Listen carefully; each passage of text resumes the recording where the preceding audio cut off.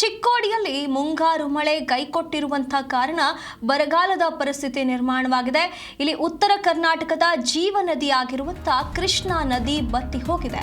ಕೊಯ್ನಾ ಜಲಾಶಯದಿಂದ ನೀರು ಹರಿಸಿ ಅಂತ ಹೇಳಿ ಅಲ್ಲಿನ ಗ್ರಾಮಸ್ಥರು ಒತ್ತಾಯಿಸುತ್ತಿದ್ದಾರೆ. ವಾಡಿಕೆಗಿಂತ ಅತಿ ಕಡಿಮೆ ಪ್ರಮಾಣದಲ್ಲಿ ಮಳೆ ಸುರಿದಿದೆ. ಹಾಗಾಗಿ ನೀರಿಗಾಗಿ ಸಮಸ್ಯೆ ಆಗ್ತಾ ಇದೆ. ದಯವಿಟ್ಟು ಇದಕ್ಕೊಂದು ಪರಿಹಾರ ನೀಡಿ ಅಂತ ಹೇಳಿ ಗ್ರಾಮಸ್ಥರು ಮನವಿಯನ್ನ ಮಾಡ್ತಿದ್ದಾರೆ.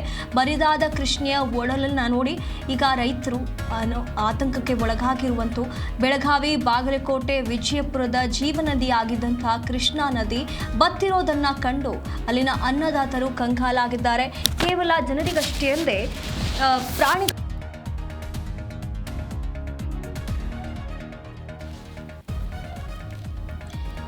ಕೇವಲ ಮನುಷ್ಯರಿಗಷ್ಟೇ ಅಲ್ಲದೆ ಜಾನುವಾರುಗಳಿಗೂ ಕೂಡ ನೀರಿಲ್ಲದೆ ಭಾರಿ ಸಮಸ್ಯೆ ಆಗ್ತಾ ಇದೆ. ಹಾಗಾಗಿ ಪಕ್ಕದ ಮಹಾರಾಷ್ಟ್ರದ ಕೊಯ್ನಾ ಜಲಾಶಯದಿಂದ ನೀರು ಹರಿಸಿ ಅಂತ ಹೇಳಿ ರೈತರು ಒತ್ತಾಯಿಸುತ್ತಿದ್ದಾರೆ.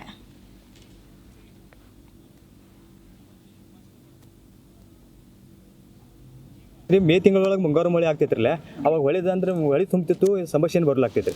ಈಗ ಏನಾಗಿದ್ರಿ, ಮುಂಗಾರು ಮಳೆ ಒಟ್ಟು ಆಗಿಲ್ಲ, ನನ್ನ ನೀರೆಲ್ಲ ಪೂರ್ತಿ ಒಣಗೈತ್ರಿ. ಮತ್ತು ಈಗ ಬೆಳೆ ಅಂತೂ ಪೂರ್ತಿ ಹಾಳಾಗಿದಾವ್ರಿ. ಅಂದ್ರೆ ಕಬ್ಬು ಒಂದು ಸ್ವಲ್ಪ ಇದಾಗಿತ್ತು ರೀ, ನೀರಂತೂ ಇಲ್ಲ, ಮೋಟರ್ ಅಂತೂ ಬಂದಾಗಿದಾವೆ ರೀ. ಅಂತೂ ನಿಮ್ಮ ಬೆಳೆ ಈಗೆಲ್ಲ ಪೂರ್ತಿ ಕೊಲ್ಯಾಪ್ಸ್ ಆಗಿದಾವ್ರೆಲ್ಲ. ಮಹಾರಾಷ್ಟ್ರದಿಂದ ಏನು ನೀರು ಬಿಡ್ತಿದ್ರಲ್ಲ, ಆ ಮಹಾರಾಷ್ಟ್ರದಿಂದ ನೀರೆಲ್ಲ ಬಿಡೋಲಾಗಿದ್ದಾರೆ ಅವ್ರು. ಆ ಬಿಟ್ಟರೆ ಒಂದು ಸ್ವಲ್ಪ ಚಲೋ ಆಗ್ತದೆ ರೀ ಬೆಳೆಗೆ. ಅದೆಲ್ಲ ಇದು ಮೇ ಜೂನ್ ತಕ್ಕ ಒಂದು ಸ್ವಲ್ಪ ಹೊಳಿ ನೀರು ಬಂದು ಅಂದ್ರೆ ಮುಂದೆ ಬೆಳೆ ಚಲೋ ಆಗ್ತೈತೆ ರೀ. ಫುಲ್ ತುಂಬ್ತಿದ್ವಿ ರೀ. ಈ ವರ್ಷ ಮಳೆ ಇಲ್ಲ ಕಾರಣ ರೀ, ಹೊಯ್ ಬಿ ಕಡಿಮೆ ಆಗಿತ್ರಿ, ಮತ್ತೆ ಬೆಳೆ ಎಲ್ಲ ಕಡಿಮೆ ಎಲ್ಲ ಆಗ್ತಾ ಇದ್ರಿ.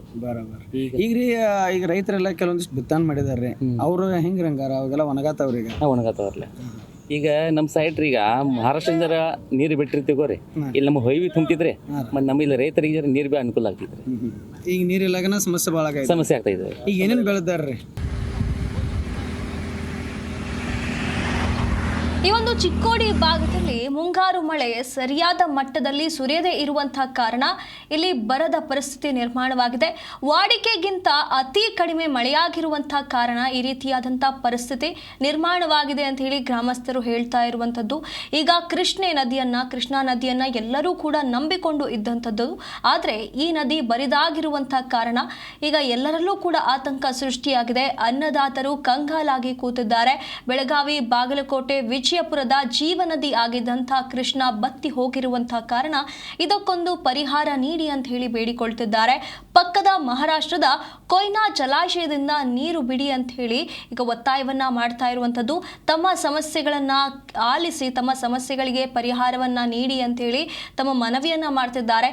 ದಕ್ಷಿಣ ಮಹಾರಾಷ್ಟ್ರ ಮತ್ತು ಉತ್ತರ ಕರ್ನಾಟಕದ ಪ್ರಮುಖ ನದಿಯಾಗಿರುವಂತಹ ಕೃಷ್ಣ ಈಗ ಬರಿದಾಗಿರುವಂತಹ ಕಾರಣ ಈಗ ರೈತರಲ್ಲಿ ಆತಂಕ ಸೃಷ್ಟಿಯಾಗಿದೆ. ಈ ಬಗ್ಗೆ ಹೆಚ್ಚಿನ ಮಾಹಿತಿಯನ್ನು ನಮ್ಮ ಪ್ರತಿನಿಧಿ ಶಹಬಾಜ್ ನೀಡ್ತಾ ಹೋಗ್ತಾರೆ. ಶಹಬಾಜ್, ಚಿಕ್ಕೋಡಿಯಲ್ಲಿ ಈಗ ಕೃಷ್ಣಾ ನದಿ ಬರಿದಾಗಿರುವಂಥದ್ದು ಈಗ ರೈತರಿಗೂ ಕೂಡ ಆತಂಕವಾಗಿದೆ. ಇದಕ್ಕೆ ಈಗ ರೈತರು ಕೇಳ್ತಾ ಇರೋ ರೀತಿಯಲ್ಲಿ ಕೊಯ್ನಾ ಜಲಾಶಯದಿಂದ ನೀರು ಬಿಡಬೇಕು ಅಂತ ಹೇಳಿ ಬೇಡಿಕೆ ಇಡುತ್ತಿದ್ದಾರೆ. ಇದಕ್ಕೇನಾದ್ರೂ ಪ್ರತಿಕ್ರಿಯೆ ಸಿಕ್ಕಿದೆಯಾ?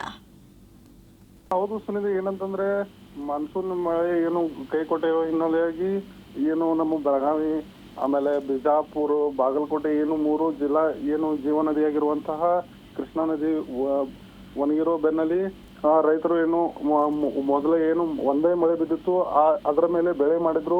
ಆ ಎಲ್ಲಾ ಬೆಳೆ ಕೂಡ ನಾಶವಾಗಿರುವಂತದ್ದು. ಅದರ ಬೆನ್ನಲ್ಲಿ ಏನು ಮುಖ್ಯಮಂತ್ರಿ ಡಿ ಕೆ ಶಿವಕುಮಾರ್ ಅವರು ಕೂಡ ಮಹಾರಾಷ್ಟ್ರದ ಸಿಎಂ ಆಗಿರುವಂತಹ ದೇವೇಂದ್ರ ಫಡ್ನವೀಸ್ ಅವರಿಗೆ 2 TMC ನೀರು ಬಿಡಲು ಮನವಿ ಮಾಡಿರುವಂತದ್ದು. ಮತ್ತೆ ಬೆಳಗಾವಿ DC ಮೊಹಮ್ಮದ್ ರೋಷನ್ ಅವರು ಕೂಡ ಮಾಧ್ಯಮದ ಮುಂದೆ ಹೇಳಿರುವಂತದ್ದು, ಏನು ನಮ್ಮ ಏನು ಒಪ್ಪಂದ ಇದೆ ಕರ್ನಾಟಕ ಹಾಗೂ ಮಹಾರಾಷ್ಟ್ರದ ನಡುವೆ, ಅದರ ಬೆನ್ನಲ್ಲಿ ಈ ಒಂದು 2 TMC ಆದಷ್ಟು ಬೇಗ ಬೆಳಗಾವಿ ಕೃಷ್ಣಾ ನದಿಗೆ ನೀರು ಬರುತ್ತೆ ಅಂತಾನು ಕೂಡ ಮಾಹಿತಿ ನೀಡಿರುವಂತದ್ದು. ಯಾವಾಗ ಬರುತ್ತೆ ಅಂತ ಮಾತ್ರ ಕಾದು ನೋಡ್ಬೇಕಾಗಿದೆ. ಧನ್ಯವಾದಗಳು ಶಹಬಾಜ್ ನಿಮ್ಮೆಲ್ಲ ಮಾಹಿತಿಗಾಗಿ.